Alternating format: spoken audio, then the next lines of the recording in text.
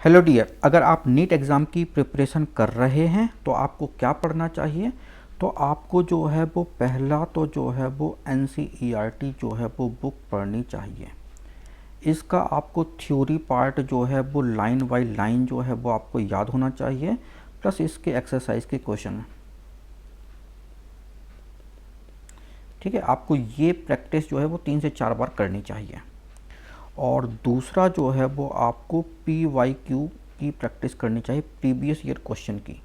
इतना आपके लिए पर्याप्त है, क्योंकि NCERT से ही नीट एग्ज़ाम का पूरा क्वेश्चन पेपर आता है।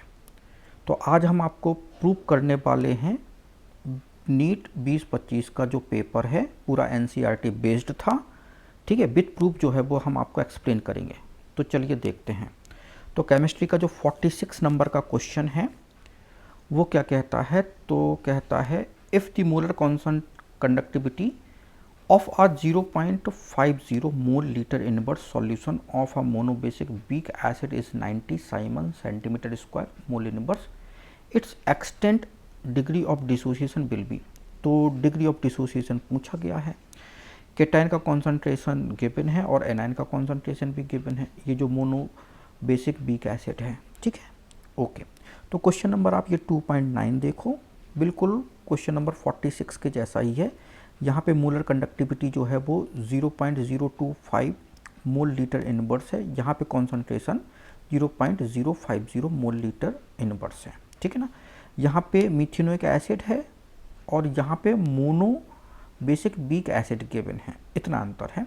कंडक्टिविटी ये गिवन है, यहाँ पे 90 साइमन सेंटीमीटर स्क्वायर गिवन है। और चूंकि यहाँ पे मिथेनोइक एसिड गिवन था तो इन्फिनाइट डाइल्यूशन पे H positive and HCO negative की कंडक्टिविटी भी जो है वो गिवन है। क्लियर है। तो बस आपको जो है हमको यहाँ पे अल्फा जो है वो निकालना है। तो मोलर कंडक्टिविटी इन्फिनाइट डाइल्यूशन पे और ये गिवन कॉन्सेंट्रेशन पे upon molar conductivity infinite dilution पे।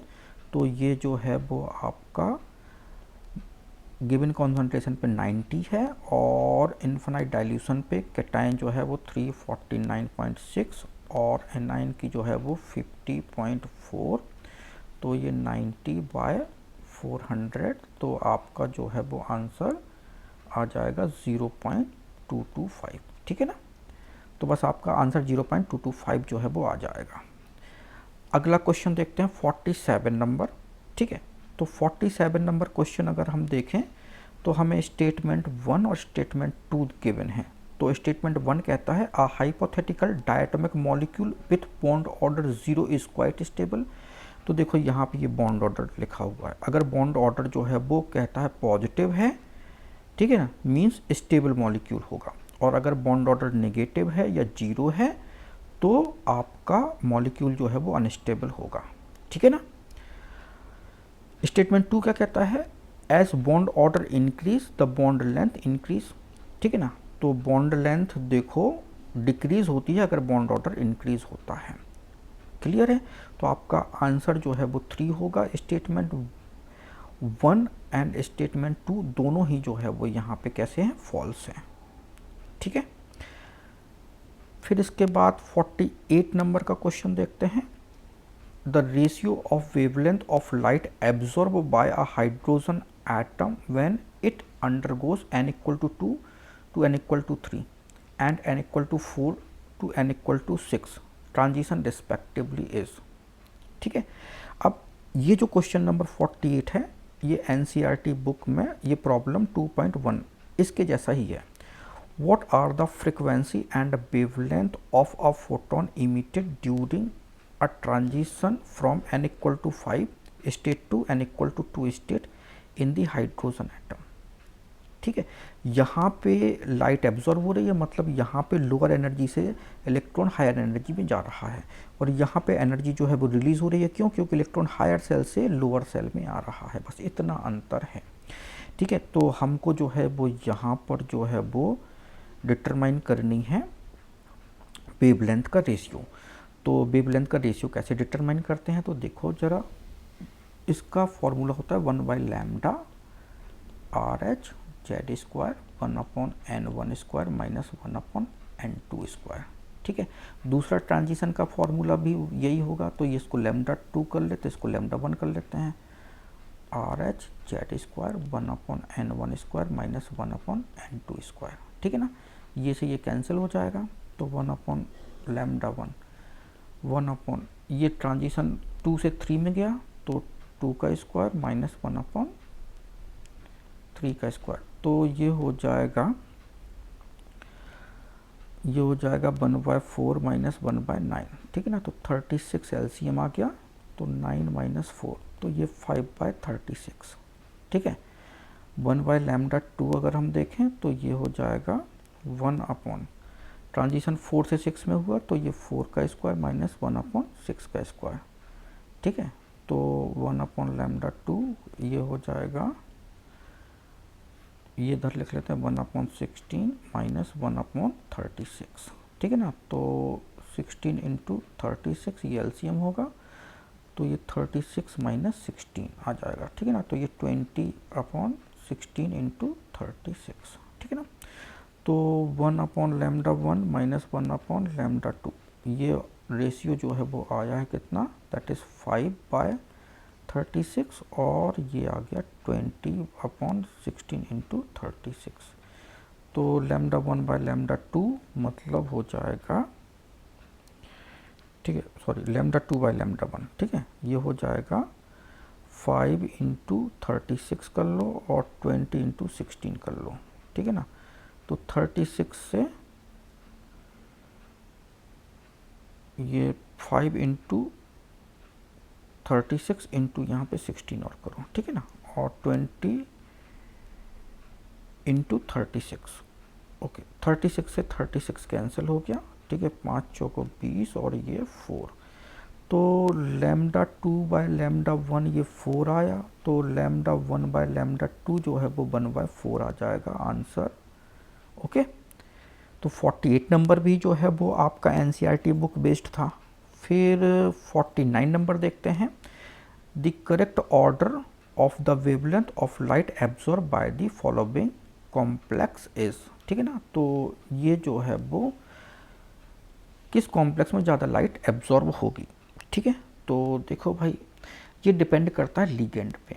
तो लीगेंड जो है अगर स्ट्रॉन्ग होगा तो डी ऑर्बिटल का स्प्लिटेशन एनर्जी ज़्यादा होगी। ठीक है ना, और देखो यहाँ पे CO CN negative EN NH3, तो यहाँ पे NH3 है और CN है, तो CN ज़्यादा पावरफुल लीगेंड है एज़ कम्पेयर टू अमोनिया। और फिर यहाँ पे देखो ये वाटर गिवन है, तो वाटर जो है वो वीक आपका लीगेंड होता है। तो यहाँ पे देखते हैं कंसेप्ट क्या होता है।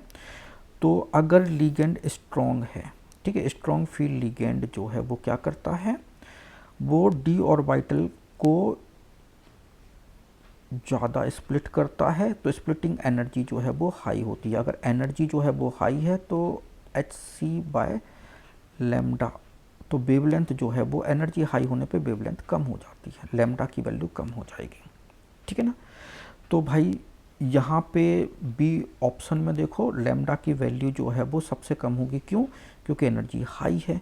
फिर ए नंबर में होगी, क्योंकि फिर वाटर लीगेंड वीक है, तो आपका ऑप्शन जो है यहाँ पे 3 है, बी और ए सबसे, बी की सबसे कम, फिर ए की, फिर यहाँ पे देखो डी है और बी है, तो यहाँ पे वाटर लीगेंड तो सेम है, लेकिन यहाँ पे टाइटेनियम जो है वो +3 में है और कॉपर जो है वो +2 में। तो अगर चार्ज ज़्यादा होता है तो स्प्लिटेशन जो है वो हाई होता है। ठीक है ना, तो एनर्जी सॉरी वेवलेंथ कम होगी, तो डी की कम होगी, फिर सी की। ओके, फिर इसके बाद हमारा क्वेश्चन नंबर 50 है, if the rate constant of a reaction is 0.03 second inverse, how much time does it take for 7.2 mole litre inverse concentration of the reactant to get reduce to 0.9 mole litre inverse, right. और ये question जो है वो question number 3.16 और 3.5 के जैसा है, ये एनसीईआरटी क्वेश्चन दिया है।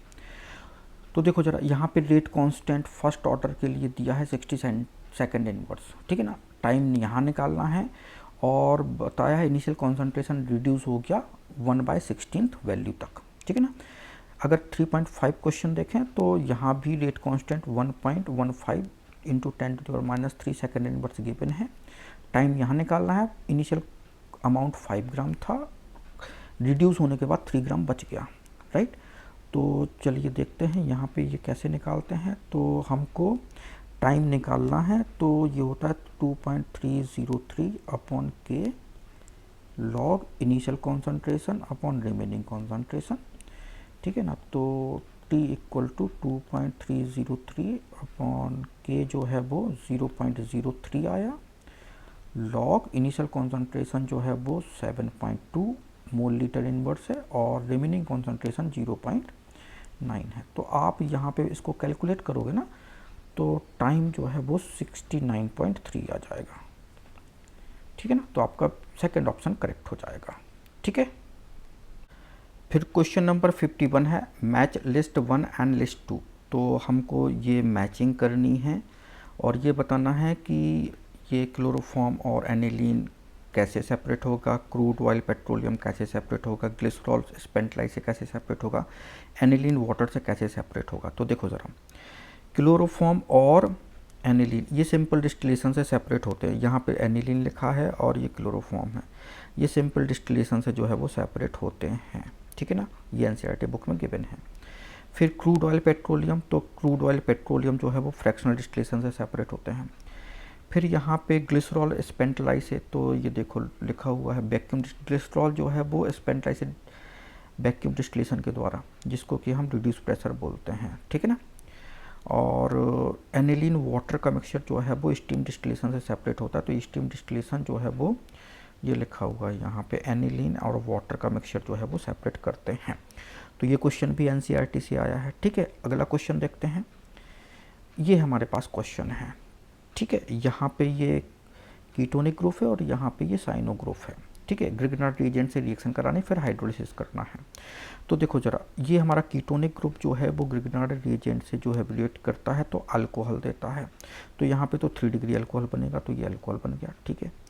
और ये जो हमारा CN पार्ट है वहाँ पे, ठीक है ना, तो CN पार्ट देखो ये ग्रिग्नार्ड रिएजेंट रिएक्ट कर रहा है, तो 1 मोल जो है ग्रिग्नार्ड रिएजेंट अटैक करेगा और फिर हाइड्रोलिसिस करने पे जो है वो आपको कीटोनिक पार्ट मिलेगा। तो यहाँ पे ये कीटोनिक पार्ट मिल रहा है और ये अल्कोहलिक पार्ट मिल रहा है। तो ग्रिग्नार्ड रिएजेंट जब कार्बोनिल कंपाउंड पे रिएक्ट करता है तो हाइड्रोलिसिस के बाद ये देखो ये अल्कोहल दे रहा है, ठीक है ना। ये एल्डिहाइड में और कीटोन में जो है वो ये 3 डिग्री अल्कोहल देगा, ठीक है। तो आपका ऑप्शन 3 करेक्ट हो गया। फिर इसके बाद क्वेश्चन नंबर 53 देखो, यहाँ पे हमको जो है वो सिस और ट्रांस आइसोमेरिज्म बतानी है। तो सिस और ट्रांस आइसोमेरिज्म यहाँ पे देखो ये एनसीईआरटी बुक में गिवन है कि अगर सेम ग्रुप जो है वो सेम साइड होते हैं तो सिस होता है, और अपोजिट ग्रुप जो है वो डिफरेंट, अपोजिट ग्रुप जो है वो कैसे हो, मतलब अगर सेम ग्रुप जो है वो 180 का एंगल बनाए तो ट्रांस होता है, ऐसा कह सकते हो आप, ठीक है ना। तो यहाँ पे हमको ये पहचानना है। तो यहाँ पे देखो ज़रा, ये जो साइक्लोहेक्सेन है, ठीक है ना, ये जो तुम्हारा साइक्लोहेक्सेन है ये पहला ऑप्शन यहाँ पे, ठीक है। तो साइक्लोहेक्सेन का जो है वो 1 और 2 ये मिथाइल ग्रुप लगा हुआ है, तो एक हाइड्रोजन होगा और ये मिथाइल होगा, यहाँ भी मिथाइल और ये हाइड्रोजन है। तो सिस और ट्रांस यहाँ पे जो है वो बन जाता है। पेंट 1 इनमें नहीं बनेगा, 1 2 3 4 5, ठीक है ना। तो इसमें नहीं बनेगा क्योंकि 2 सेम ग्रुप एक कार्बन पे नहीं होने चाहिए, ठीक है ना। तो ये डबल बॉन्ड वाले कार्बन पे 2 सेम हाइड्रोजन है इसलिए नहीं होगा। 2 मिथाइल हैग्स 2 इन, तो 1 2 3 4 5 6, ठीक है। तो सेकेंड नंबर पे मिथाइल लगा लेते हैं, 2 मिथाइल हो गया। और हैग्स 2 इन, तो सेकेंड नंबर पे ये इन है, तो यहाँ भी ये मिथाइल होगा। तो ये कार्बन से 2 मिथाइल ग्रुप सेम है इसलिए नहीं होगा यहाँ पे, ठीक है ना। 1 डाई मिथाइल साइक्लोप्रोपेन, तो साइक्लोप्रोपेन है और 1 डाई मिथाइल है, तो दोनों मिथाइल ग्रुप एक ही कार्बन पे हैं इसलिए यहाँ भी नहीं होगा, ठीक है ना। तो ऑप्शन आपका 1 था। फिर क्वेश्चन नंबर 54 देखते हैं। यहाँ पे जो है हमको निकालना है नंबर ऑफ एटम्स जो है वो बताना है, ठीक है ना। तो नंबर ऑफ एटम बताना है। क्वेश्चन नंबर एनसीईआरटी बुक में देखो यहाँ भी जो है वो आपको लार्जेस्ट नंबर ऑफ एटम बताने हैं, ठीक है। तो इसके जैसा ही क्वेश्चन है ये। तो यहाँ पे हम जो है वो नंबर ऑफ एटम बता देते हैं। तो नंबर ऑफ एटम का फॉर्मूला क्या होता है, that is the weight by molar weight into Na into atomicity, ठीक है।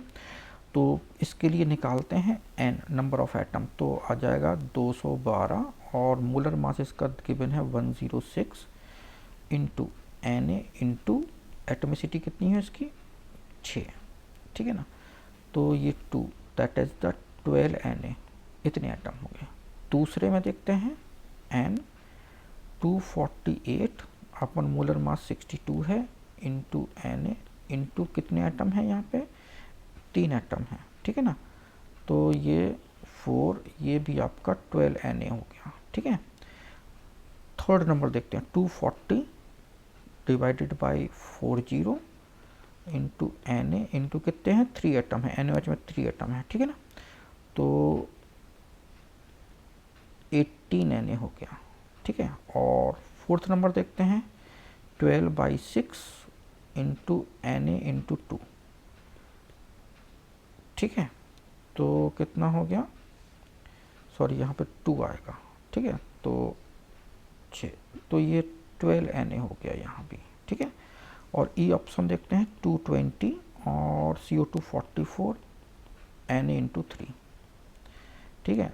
तो 22 से डिवाइड करते हैं तो 15 Na हो गया, ठीक है। तो बस हमारा जो है वो 12 Na कहाँ पर है, तो ऑप्शन जो है आंसर 3 जो है वो करेक्ट है, A, B और D, ठीक है।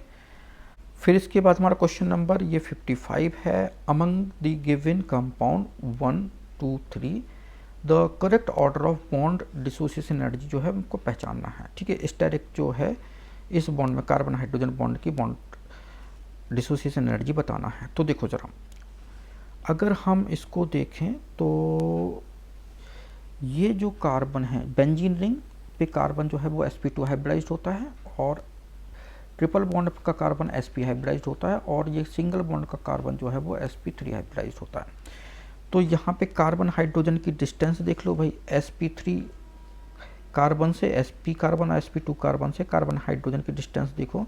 तो sp3 अगर कार्बन से हाइड्रोजन अटैच है तो कार्बन हाइड्रोजन की डिस्टेंस जो है वो 109 पिकोमीटर गिवन है, ये sp3 हाइब्रिडाइज्ड है। और sp2 हाइब्रिडाइज्ड में ये डिस्टेंस जो है वो कितनी है, दैट इज आपका 108 पिकोमीटर, ठीक है। तो डिस्टेंस कम हो गई और sp में डिस्टेंस और भी कम हो जाएगी। तो भाई बॉन्ड डिसोसिएशन एनर्जी जो होती है, बॉन्ड डिसोसिएशन एनर्जी जो है वो इनवर्सली प्रोपोर्शनल टू डिस्टेंस, ठीक है। डिस्टेंस अगर ज़्यादा होगी तो बॉन्ड डिसोसिएशन एनर्जी जो है वो कम हो जाएगी, ठीक है। तो सबसे ज़्यादा बॉन्ड डिसोसिएशन एनर्जी जो है वो sp हाइब्रिडाइज्ड में होगा, मतलब सेकंड, फिर आपका sp2 1 और फिर आपका 3 में। तो 2, 1, 3 मतलब आपका सेकंड ऑप्शन जो है वो करेक्ट हो जाएगा, ठीक है।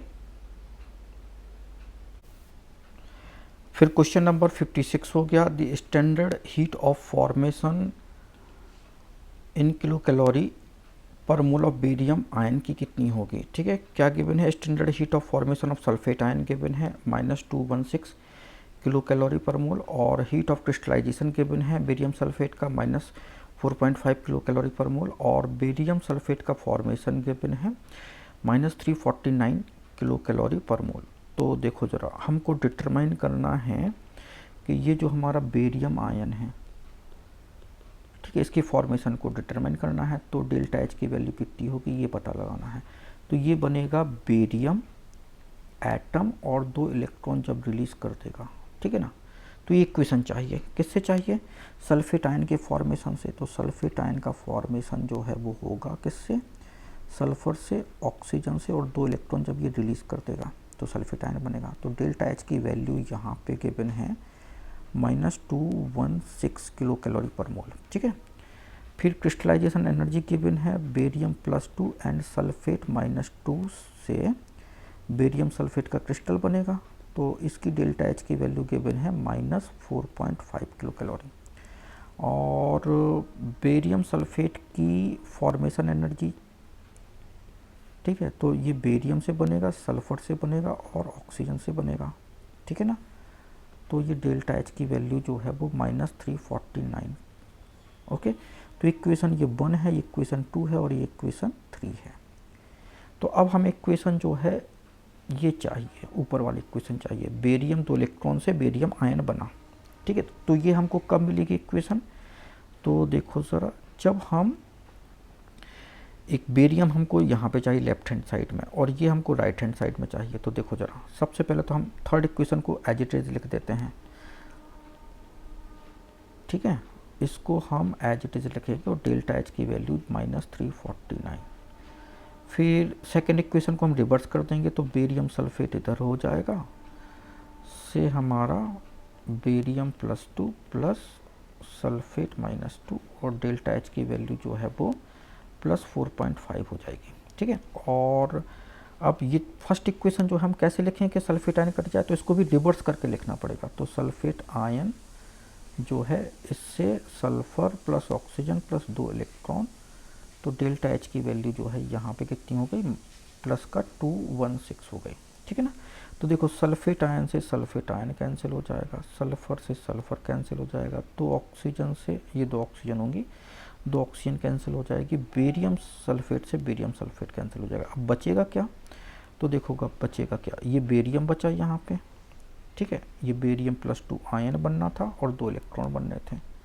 ठीक है ना, तो रिमेनिंग पार्ट जो है बचेगा बेरियम से बेरियम +2 प्लस 2 इलेक्ट्रॉन। ठीक है ना, तो डेल्टा एच की वैल्यू जो है वो आप इसको ऐड करोगे, इसको माइनस कर दोगे, तो ये आपका -128 जो है वो आ जाएगा 0.5। ठीक है ना, तो बस आपका सेकंड ऑप्शन जो है वो करेक्ट हो जाएगा। ठीक है, तो ये भी एनसीईआरटी से क्वेश्चन आया है। अब देखो ज़रा क्वेश्चन नंबर 57, हमको यहाँ पे जो है वो ऑक्सीडेशन स्टेट बतानी है।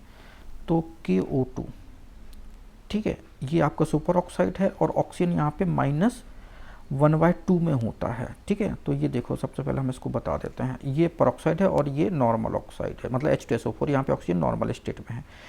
तो यहाँ पे देखो भाई, ऑक्सीजन जो है वो नॉर्मल अगर होती तो -2 ऑक्सीडेशन स्टेट शो करता है। इधर देखो परऑक्साइड में होता है तो -1 ऑक्सीडेशन होता है और सुपर ऑक्साइड में -1/2 ऑक्सीडेशन स्टेट होता है। ठीक है ना, तो मेटल की हमको ऑक्सीडेशन स्टेट X चाहिए, ये -1/2 × 2 करोगे। ठीक है ना, तो X इक्वल टू जो है वो सम ऑफ ऑक्सीडेशन स्टेट 0 हो जाएगा, तो X इक्वल टू जो है वो +1 होगा।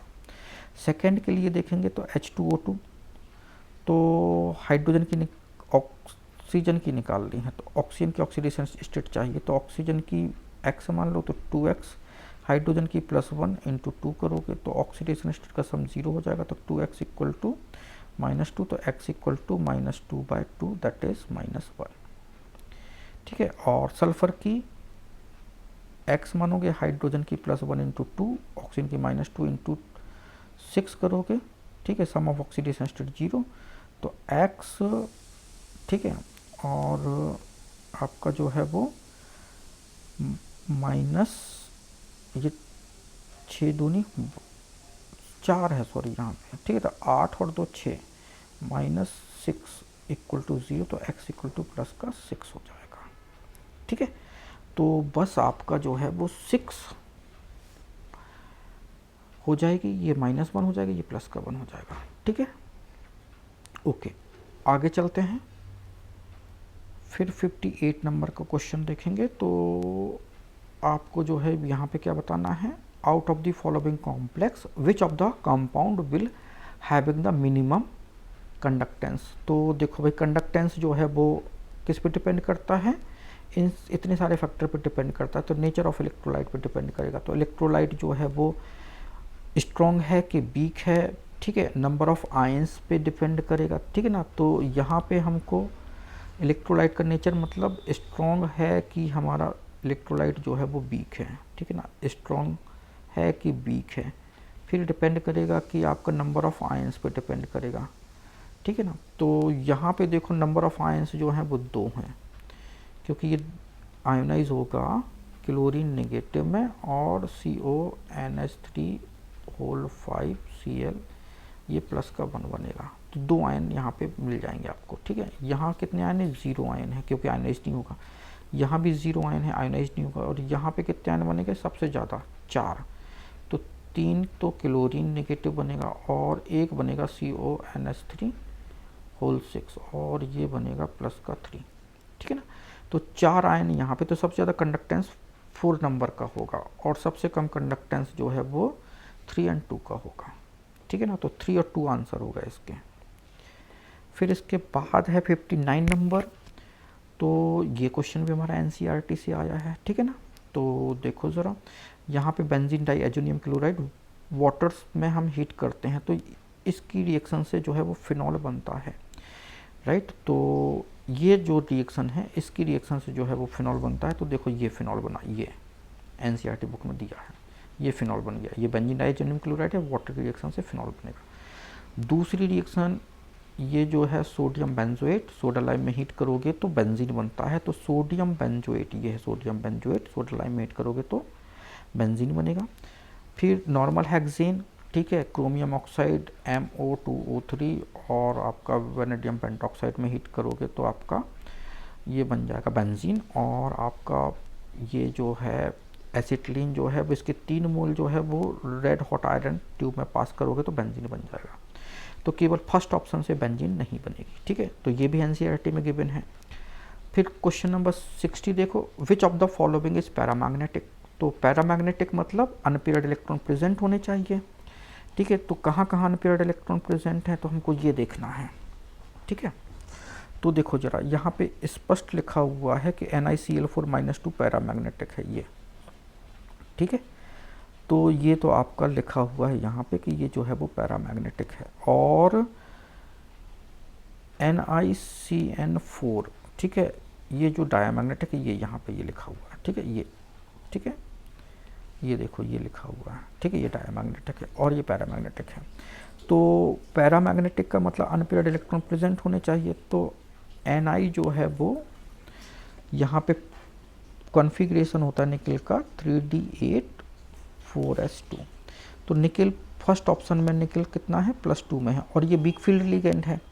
तो ये 2 इलेक्ट्रॉन निकल जाएंगे। Weak field ligand unpaired electron को पेयर्ड नहीं कर पाएगा तो ये पैरामैग्नेटिक हो जाएगा। क्यों, CO जो है वो यहाँ पे निकल जो है वो 0 ऑक्सीडेशन स्टेट में है, ठीक है ना। तो ये 2 इलेक्ट्रॉन जो है वो d ऑर्बिटल में चले जाएंगे तो पेयर्ड हो जाएगा, तो ये डायमैग्नेटिक हो जाएगा, ठीक है ना।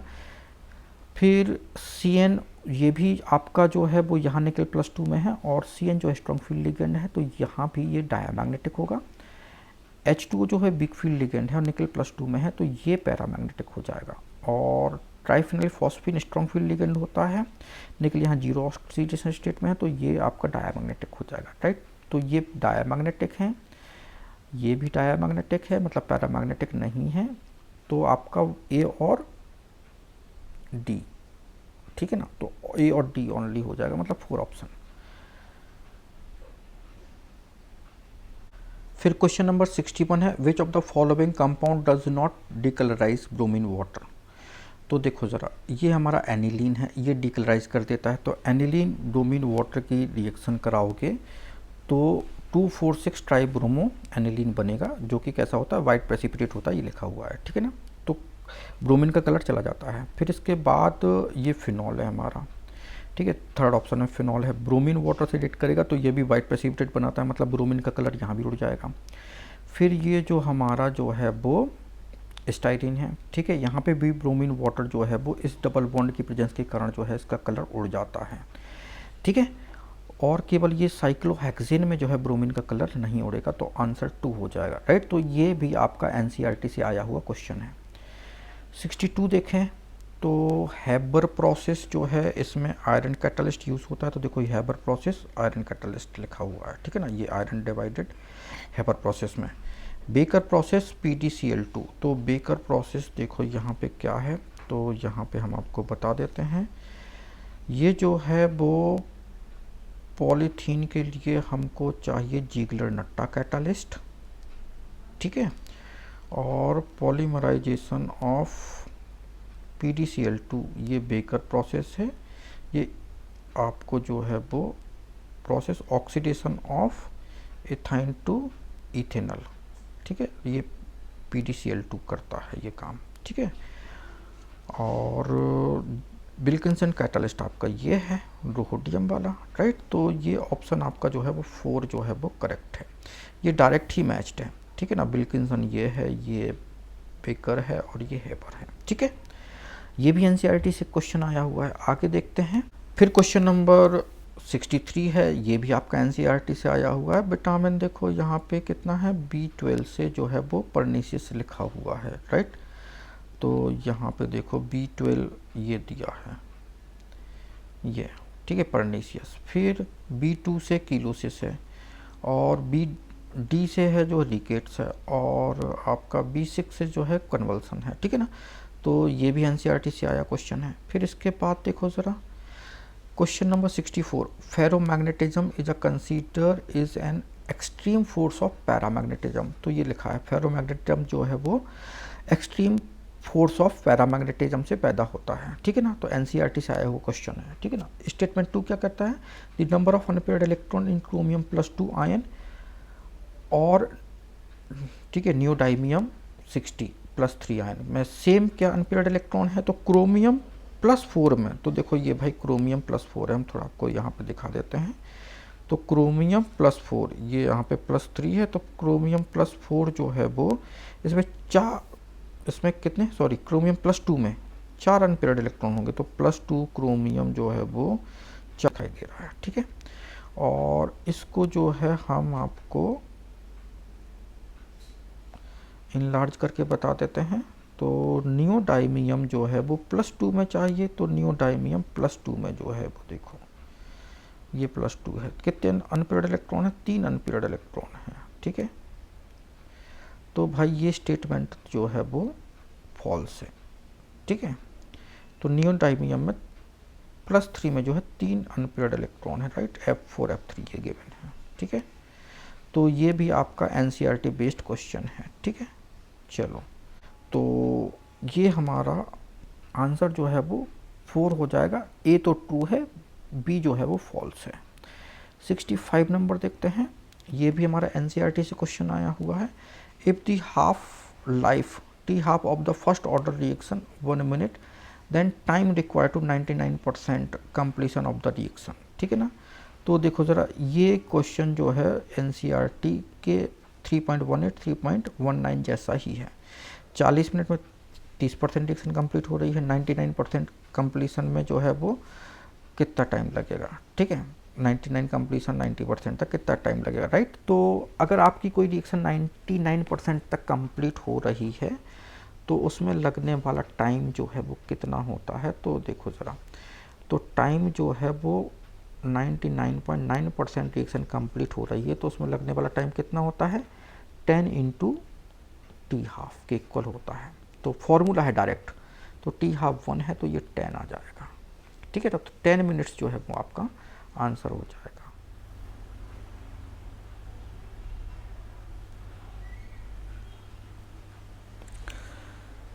फिर हमारा क्वेश्चन नंबर 66 है। तो क्वेश्चन नंबर 66 क्या कहता है, the correct order of decreasing basic strength of the given amine is, right. तो इसमें ऑप्शन जो है वो 4 ऑप्शन जो है वो करेक्ट है। तो क्यों करेक्ट है, तो देखो ज़रा, ये जो हमारा अमोनिया है, ठीक है, ये बेसिक नेचर का होता है, लुईस बेस होता है क्योंकि लोन पेयर होती है।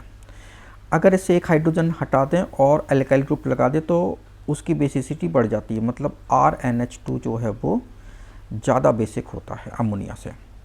और अगर हम यहाँ पे बेंजीन रिंग लगा दें एक हाइड्रोजन हटा के, तो इसकी बेसिसिटी जो है वो अमोनिया से कम हो जाएगी। इसका मतलब है एरोमेटिक अमाइन जो है वो अमोनिया से कम बेसिक होते हैं, एलिफेटिक अमाइन अमोनिया से ज़्यादा बेसिक होते हैं, राइट।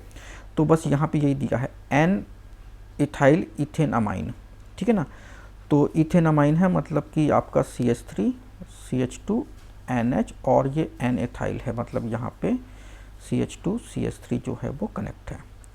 ये 2 डिग्री अमाइन हो गया, ज़्यादा बेसिक होता है 1 डिग्री अमाइन से। इथेन अमाइन, फिर आपका इथेन अमाइन है CH3 CH2 NH2, ये 1 डिग्री अमाइन है, ठीक है ना। फिर इसके बाद N मिथाइल एनिलीन, तो ये हमारा एनिलीन हो गया और इससे मिथाइल ग्रुप कनेक्ट है, तो N मिथाइल एनिलीन हो गया। फिर बेंजीन अमाइन, फिर ये बेंजीन अमाइन हो गया, ठीक है ना। क्लियर हो गया। तो बस ये हमारा ऑर्डर होता है। तो ये क्वेश्चन भी एनसीईआरटी बेस्ड है। देखो ज़रा यहाँ पे, ये आपका सेकेंडरी अमाइन है, ठीक है, ये आपका प्राइमरी अमाइन है, फिर ये अमोनिया है, फिर आपका ये जो है एरोमेटिक अमाइन है, ठीक है ना। तो बस सेम टू सेम ऑर्डर आपका क्वेश्चन नंबर 66 में भी है। आगे देखो 67 नंबर में, ये यहाँ पे जो है वो ये सॉल्ट एनालिसिस का क्वेश्चन है ये, ठीक है ना। तो कोबाल्ट जो है वो ग्रुप 4 में आता है, तो भाई देखो ग्रुप 4 है, कोबाल्ट गिवन है। मैग्नीशियम ग्रुप 6 में आता है, तो ग्रुप 6 यहाँ है मैग्नीशियम, ठीक है। लेड जो है वो लेड जो है वो ग्रुप 1 में आता है और ग्रुप 2 में भी आता है, तो लेड ग्रुप 1 ग्रुप 2, और एल्यूमिनियम ग्रुप 3 में आता है, तो ये एल्यूमिनियम ग्रुप 3 में है, ठीक है ना। तो आंसर 3 हो जाएगा इसका, ठीक है ना। तो ये वाला क्लियर हो गया। आगे देखते हैं, ये भी एनसीईआरटी बेस्ड क्वेश्चन हो गया। 68 नंबर देखते हैं। यहाँ पे फॉस्फोरिक एसिड आयन है, 3 स्टेप में जो है वो आयोनाइज होता है। उसका ionisation constant Ka1, Ka2, Ka3 है रिस्पेक्टिवली। K is the overall ionisation constant. Which of the following statement are true.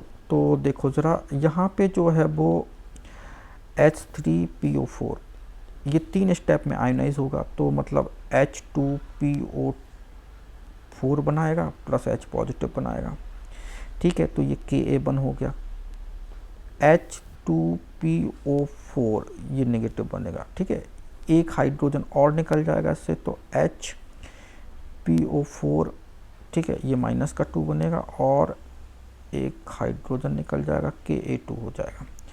फिर HPO4 -2 है, इससे एक हाइड्रोजन और निकल जाएगा, तो ये PO4 बनेगा अकेला, है ना, -3 हो जाएगा, एक हाइड्रोजन निकल जाएगा, तो ये Ka3 हो जाएगा, ठीक है ना।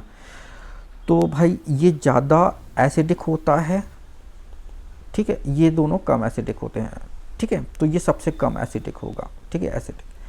अब ये जो ओवरऑल K जो है वो क्या होगा, तो ओवरऑल K जो है वो इससे हमें ये चाहिए, मतलब आपका इसका मतलब ये है कि H3PO4 से हमें 3 हाइड्रोजन चाहिए और PO4 -3 आयन चाहिए।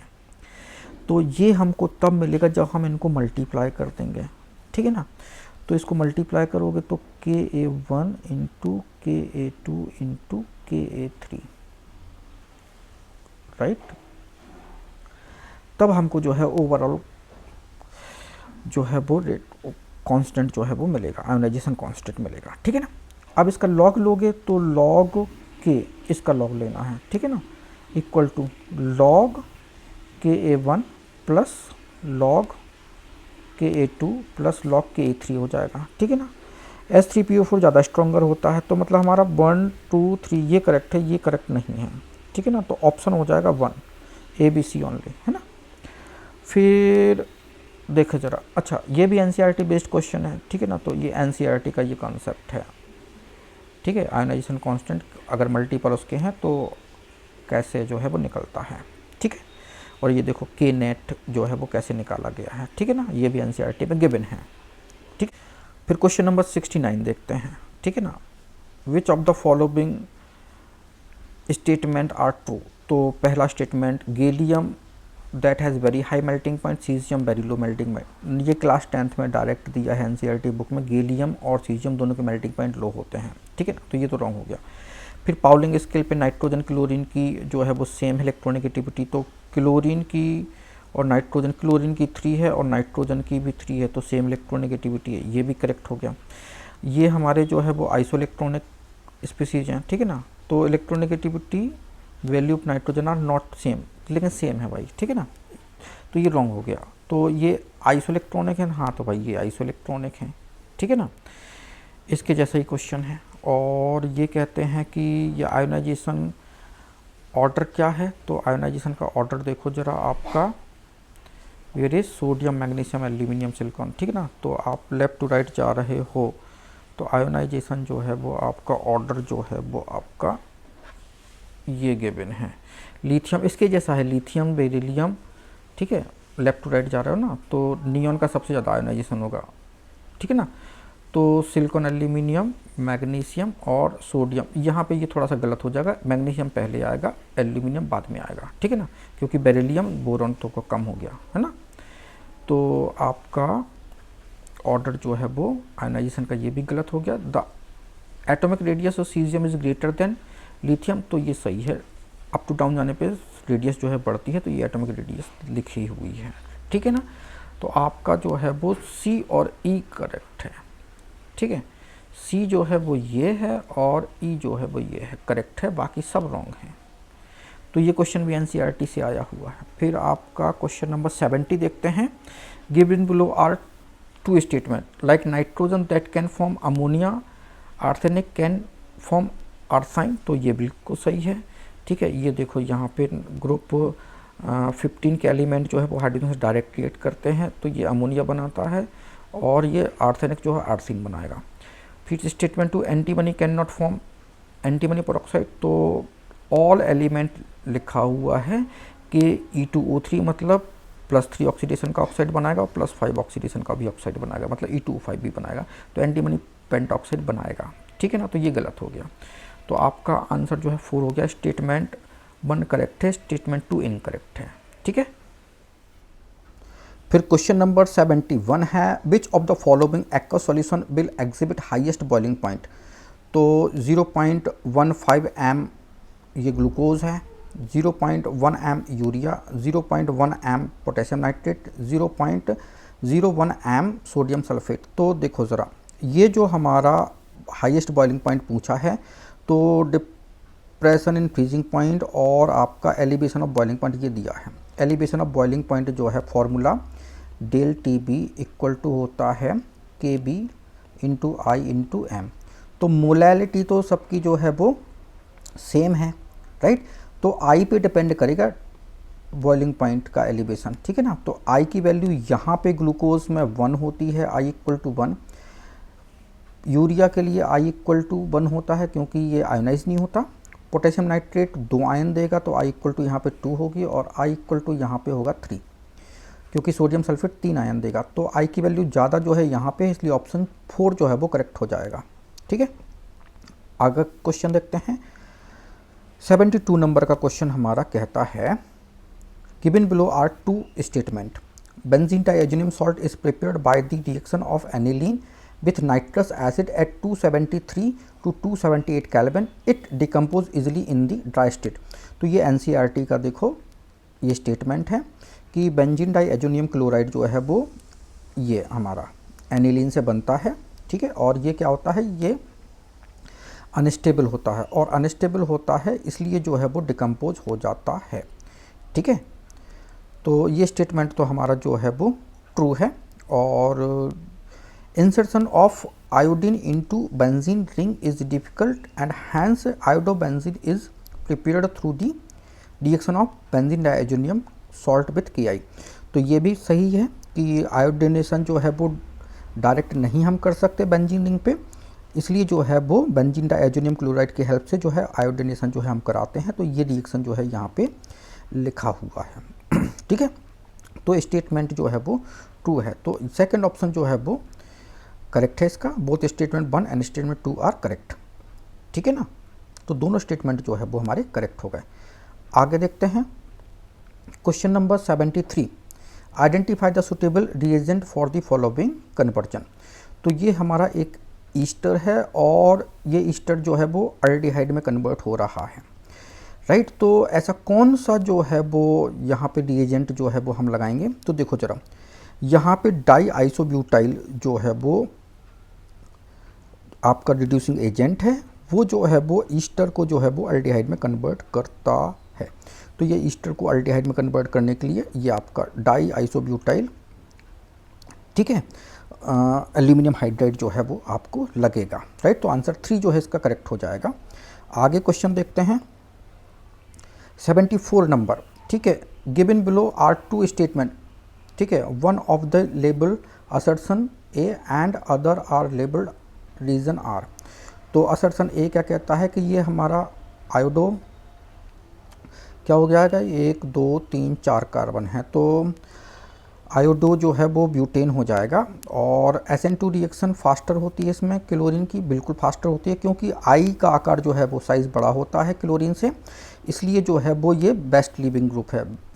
तो यही रीज़न में भी लिखा है, तो इसका ऑप्शन जो है वो 2 करेक्ट हो जाएगा। ठीक है, AR दोनों करेक्ट हैं और R जो है वो करेक्ट एक्सप्लेनेशन है। फिर 75 नंबर देखते हैं। तो ये हमारा देखो कार्बोक्सिलिक ग्रुप होता है, ठीक है ना, COOH। ठीक है, अब इसमें जो है वो हाइड्रोजन लगाते हैं तो ये फॉर्मिक एसिड हो जाता है। एक एल्काइल ग्रुप लगाने पे इसकी एसिडिटी जो है वो कम हो जाती है। एल्काइल ग्रुप लगा दोगे तो एसिडिटी जो है वो क्या हो जाती है, कम हो जाती है। ठीक है, और अगर, क्योंकि ये प्लस आई इफेक्ट शो करता है एल्काइल ग्रुप, और अगर माइनस आई इफेक्ट वाला ग्रुप हो, जैसे मान लीजिए CH2COOH है और यहाँ पे हम क्लोरीन लगाते हैं, तो इसकी एसिडिटी जो है वो बढ़ जाएगी। राइट, तो इसकी एसिडिटी जो है वो बढ़ जाएगी, तो आपका जो है वो ऐसा एरो चला जाएगा। राइट, तो यहाँ पे ऑप्शन देखो 4। ठीक है, ये ही NCERT में गिवन है। ठीक है ना, आपका फॉर्मिक एसिड, फिर ये एसिटिक एसिड, फिर ये आइसोप्रोपाइल, ठीक है, आपका एसिड होगा, और आपका जो है वो ये टर्सरी वाला कार्बोक्सिलिक एसिड होगा। ठीक है ना, तो बस जैसे जैसे आई इफेक्ट बढ़ेगा वैसे वैसे एसिडिटी जो है वो कमज़ोर होती जाएगी। राइट, यहाँ भी सेम टू सेम जो है वो गिवन है।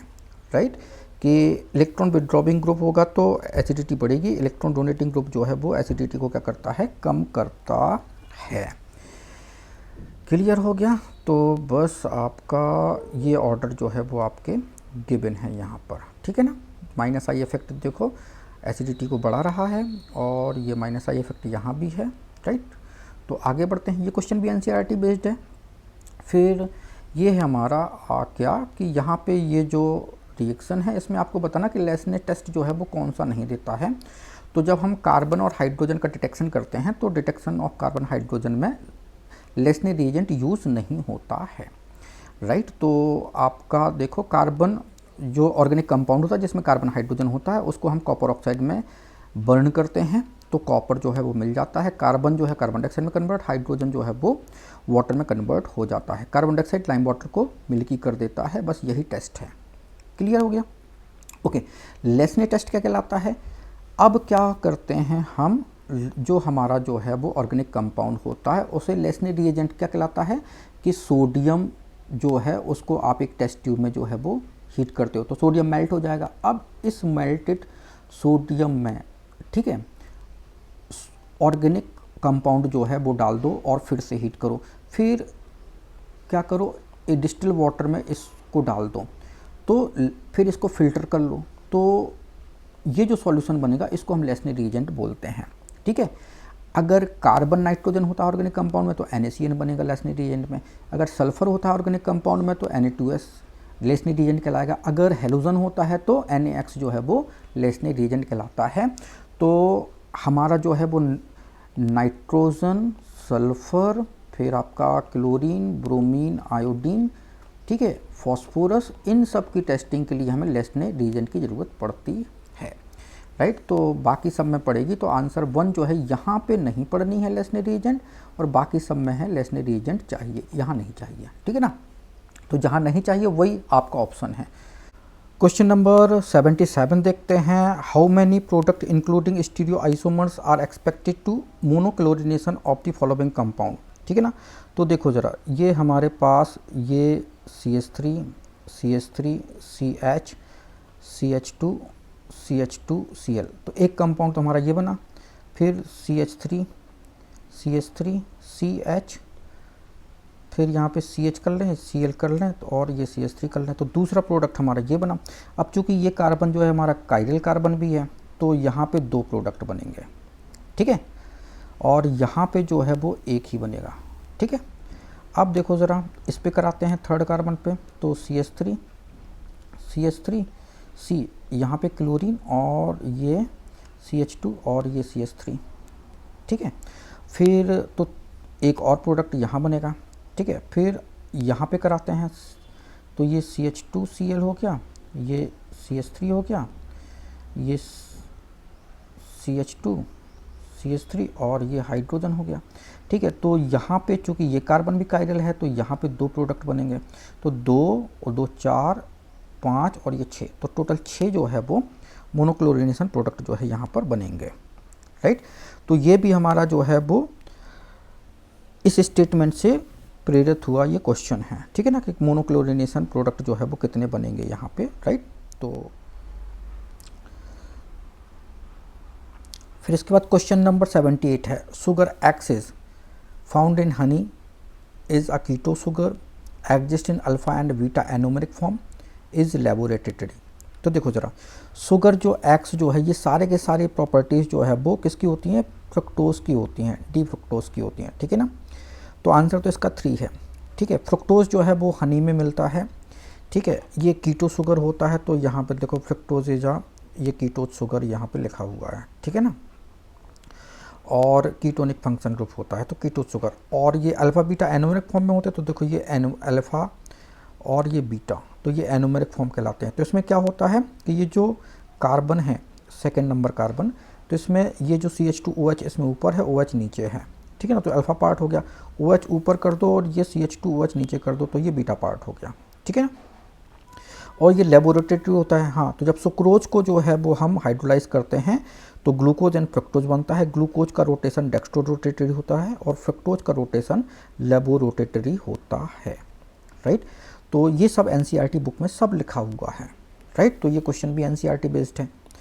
फिर ये देखो, डाल्टन एटॉमिक थ्योरी जो है could not explain which of the following. तो डाल्टन एटॉमिक थ्योरी जो है वो 4 लॉ को तो एक्सप्लेन करती है जो कि मास पे बेस्ड थे, और ये 5th लॉ जो है वो गैसियस वॉल्यूम पे बेस्ड था, इसलिए ये डाल्टन एटॉमिक थ्योरी जो है वो गैसियस वॉल्यूम के लॉ को जो है वो एक्सप्लेन नहीं कर पाती। तो लॉ ऑफ गैसियस वॉल्यूम जो है इसको एक्सप्लेन नहीं करती है। बाकी 4 लॉ जो है वो मास पे बेस्ड थे, तो उनको तो जो है वो एक्सप्लेन करती है। ठीक है ना, 80 नंबर क्वेश्चन देखते हैं। High yield of NO in N2 + O2 से 2NO बना है ऑब्टेन्ड। तो हमें NO की ज़्यादा से ज़्यादा मात्रा चाहिए। ठीक है ना, तो ये ली चार्टेरियर प्रिंसिपल से लिया गया कॉन्सेप्ट है। तो यहाँ पे देखो, नाइट्रोजन ऑक्सीजन के कॉन्सेंट्रेशन बढ़ाओगे तो NO का कॉन्सेंट्रेशन बढ़ जाएगा। ठीक है, और चूँकि ये रिएक्शन जो है वो ΔH यहाँ पे पॉजिटिव बता रहा है। ठीक है, तो मतलब ये एंडोथर्मिक रिएक्शन है, तो हाई टेम्परेचर जो है इसके लिए कैसा होगा, फेवरेबल होगा। तो high temperature nitrogen concentration, oxygen का कॉन्सेंट्रेशन बढ़ाओगे तो जो है NO का अमाउंट जो है वो बढ़ जाएगा। राइट, तो ऑप्शन ACD जो है वो करेक्ट है। राइट, तो ये जो NCERT बेस्ड जो है वो आपका क्वेश्चन था। देखो ये रिएक्शन लिखी हुई है और बताया है कि describe effect of addition of hydrogen करोगे तो मिथेनॉल का जो है वो प्रोडक्शन बढ़ जाएगा। एडिशन ऑफ मिथेनॉल ऐड करोगे तो प्रोडक्शन घट जाएगा, रिएक्शन रिवर्स चली जाएगी। रिमूवल ऑफ CO को रिमूव करोगे तो भी प्रोडक्शन घटेगा। रिमूवल ऑफ CH3OH तो प्रोडक्शन बढ़ेगा। राइट, तो ये सब इसी पे बेस्ड जो है वो, ये देखो एक क्वेश्चन ये भी NCERT बुक में, तो उसी पे बेस्ड ये क्वेश्चन था। ठीक है, आगे बढ़ते हैं। ये XeO3, XeF2, XeOF4 और XeF6, इसमें हमें जो है वो हाइब्रिडाइजेशन बताने हैं। तो देखो जरा, ये आपके हाइब्रिडाइजेशन, ठीक है, आपका ये जो है A जो है वो XeF2 है, तो ये हमारा XeF2 है। ठीक है ना, और एक मिनट, ठीक है, ये हमारा XeF2 है, लीनियर स्ट्रक्चर है XeF2। ठीक है, B जो है वो आपका क्या कह रहा है, XeF4, तो ये हमारा XeF4 है। ठीक है, स्क्वायर प्लेनर स्ट्रक्चर है। और ये क्या कह रहा है आपका, C जो है वो हमारा XeF6 है। ठीक है ना, तो ये XeF6 है, डिस्ट्रॉयड ऑक्टाहेड्रल स्ट्रक्चर है। और D जो है वो XeOF4 है, XeOF4। ठीक है ना, तो इनके स्ट्रक्चर जो है वो गिवन है। और XeO3 है, सॉरी ये, और XeOF4 तो ये है, XeO3 है ये। ठीक है, तो बस आपका जो है वो स्ट्रक्चर गिवन है, तो बस इसी पे बेस्ड जो है ये हमारा जो है क्वेश्चन था। ठीक है, इनके स्ट्रक्चर लीनियर किसका है, XeF2 का है।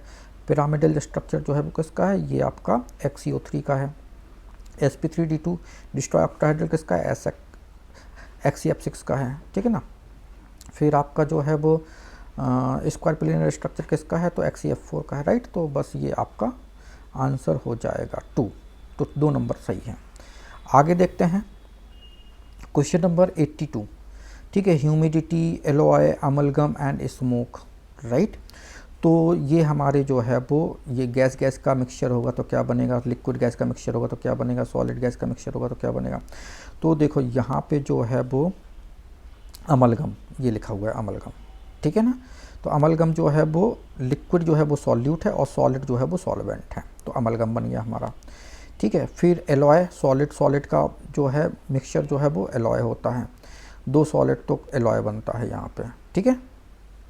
और स्मोक जो है वो गैस में सॉलिड मिला हो तो स्मोक बनता है, ठीक है ना। तो गैस सॉलिड जो है वो गैस में मिला हो तो ये स्मोक बन जाएगा यहाँ पे, है। और आपका ह्यूमिडिटी मतलब कि गैस में लिक्विड मिला हो तो लिक्विड इन गैस, तो आपका जो है ऑप्शन थर्ड ऑप्शन हो जाएगा, ठीक है ना। तो आपका जो है वो आंसर 3 जो है वो हो जाएगा, ठीक है। तो आगे बढ़ते हैं। ये जो है वो हमारा बोर मॉडल से है, यहाँ पे हमें जो है वो एनर्जी और रेडियस की जो है वो फॉर्मूले जो है वो दी गई है, ठीक है ना। तो हाइड्रोजन की फर्स्ट सेल की रेडियस इतनी है जो कि रेडिएबल कांस्टेंट कहलाती है, और सॉरी ये एनर्जी है और ये रेडियस है 52.9 पिकोमीटर, राइट। तो ये देखो ये यहाँ पे ये Rn इक्वल टू n²/a0 ये वैल्यू दी गई है 52.5 पिकोमीटर, और ये एनर्जी की वैल्यू दी गई है, ठीक है, Z²/n², ठीक है ना।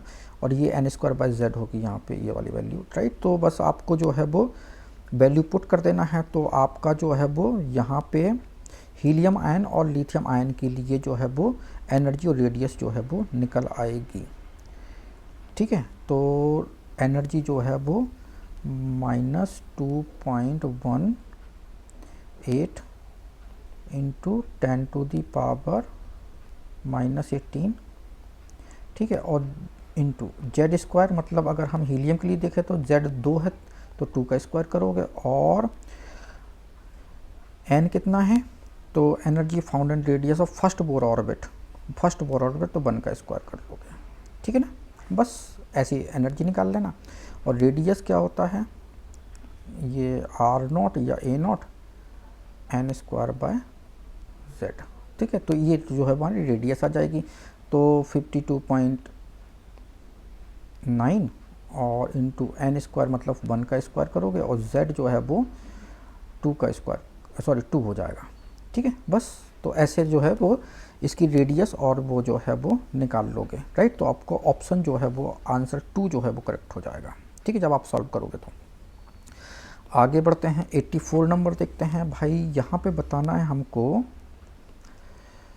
Which among the following electronic configuration main group. तो देखो ये हमारा मेन ग्रुप क्या कहलाता है, तो रिप्रेजेंटेटिव एलिमेंट जो है वो मेन ग्रुप कहलाते हैं, और एस ब्लॉक और पी ब्लॉक के एलिमेंट कहलाते हैं मेन ग्रुप, ठीक है ना।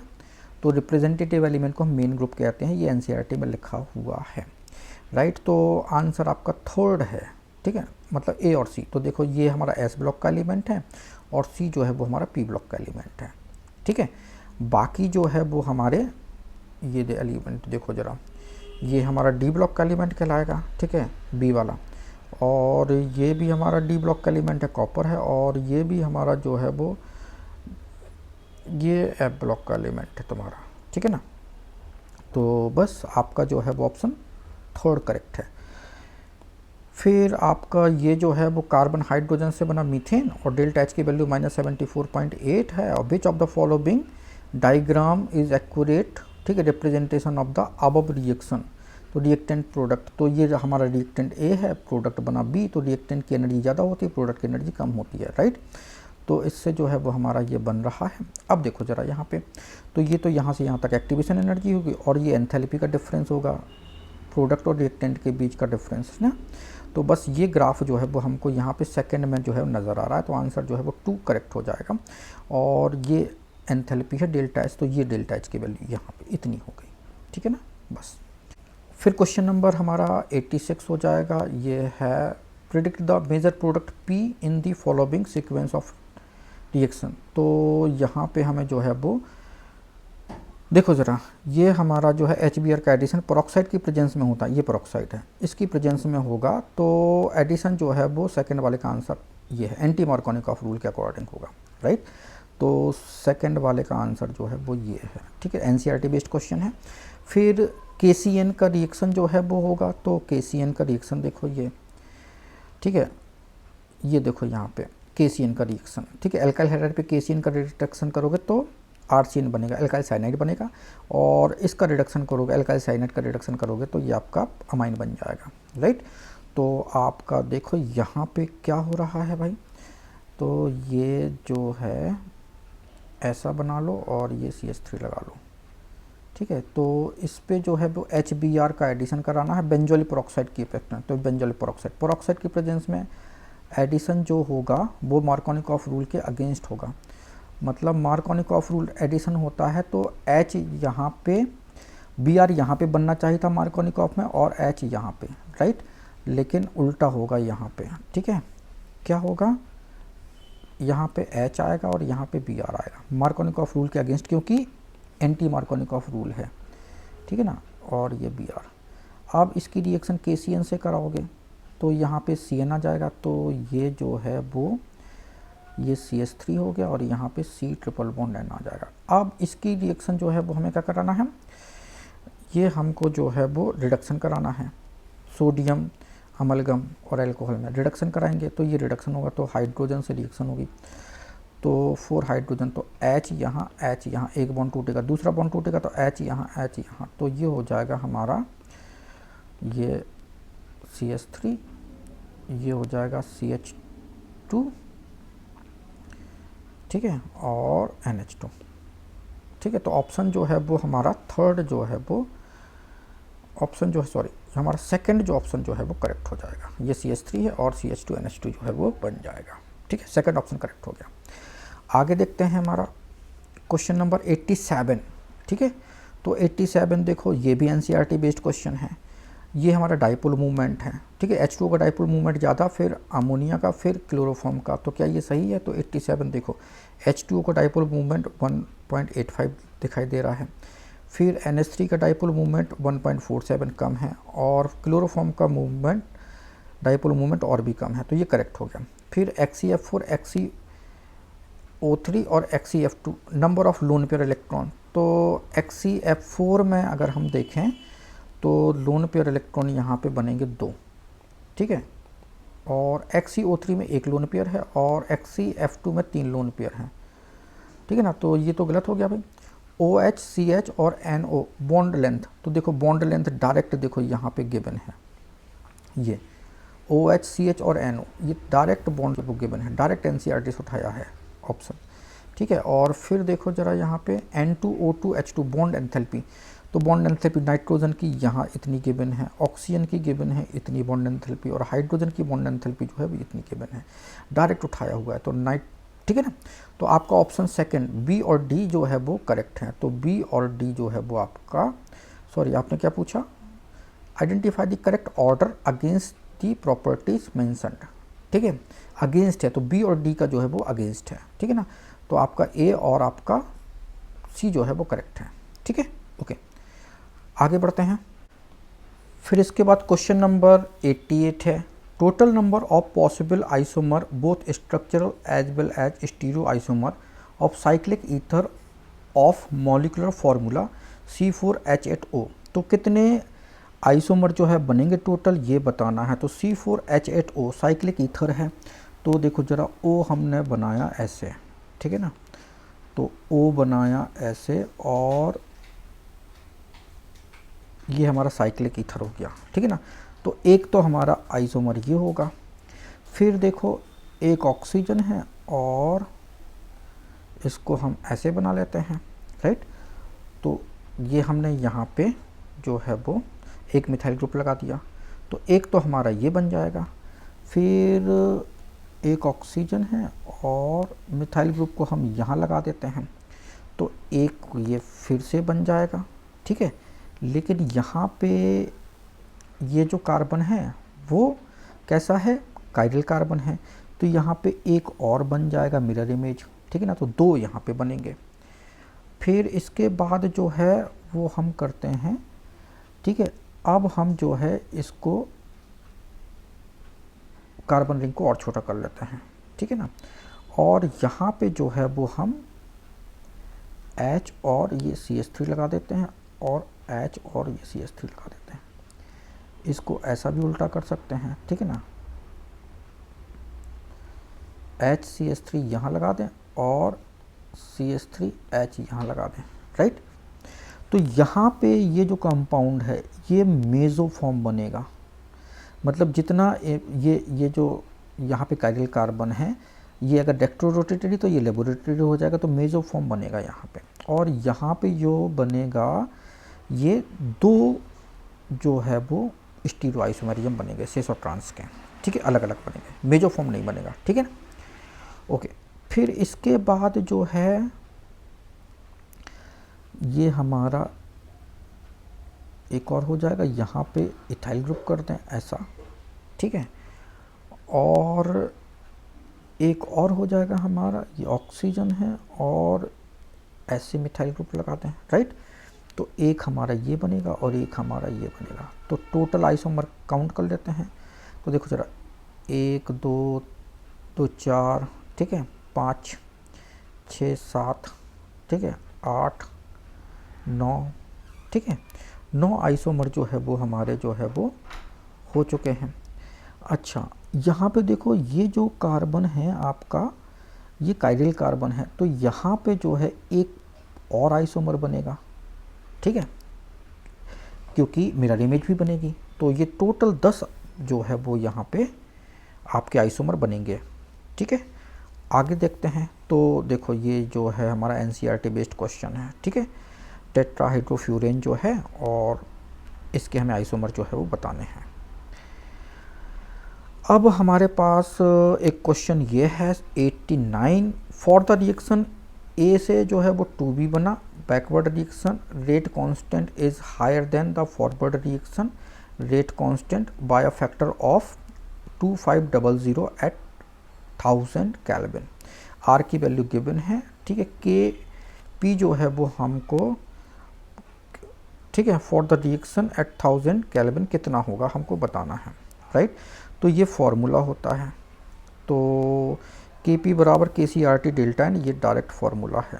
तो डायरेक्ट फार्मूला क्या होता है, दैट इज द के पी बराबर, सॉरी लिख देते हैं, के पी बराबर होता है KCRT और ये डेल्टा एन, ठीक है।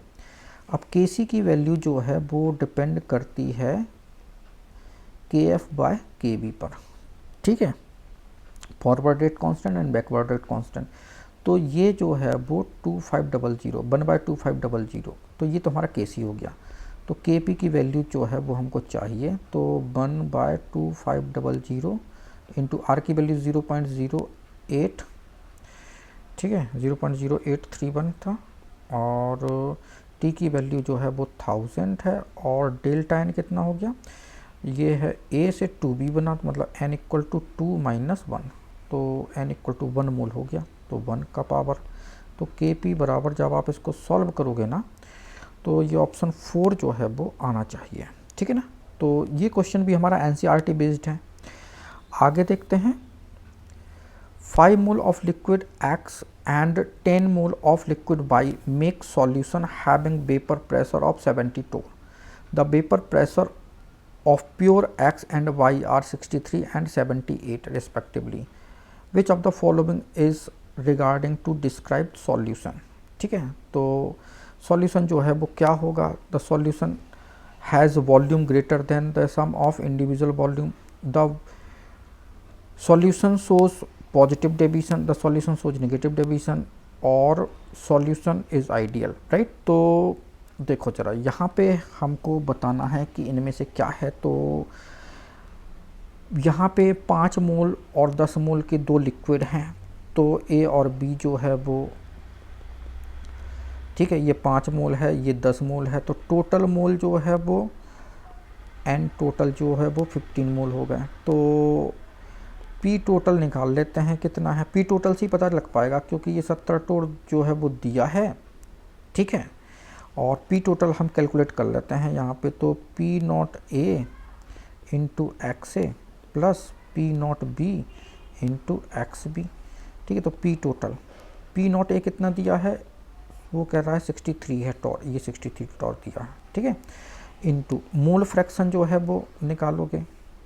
ठीक है, मोल फ्रैक्शन निकालते हैं, तो ए के मोल अपॉन ए प्लस बी के मोल, तो ए प्लस बी के मोल तो 10 + 5 15 हो जाएगा, तो 15 मोल टोटल मोल, प्लस दूसरा 78 है टॉर दूसरा, और ये बी का मोल अपॉन टोटल मोल 15 है। ठीक है ना, तो 5 × 3 = 15, तो 3 दूनी 6 और ये 21। ठीक है, ये पी टोटल, और प्लस 5 दूनी 10, 5 × 3 = 15, 3 दूनी 6, 3 × 18। ठीक है ना, तो 5 52। ठीक है, तो ये 3 और 5 और 2 7 73, तो पी टोटल जो है वो 73 आया।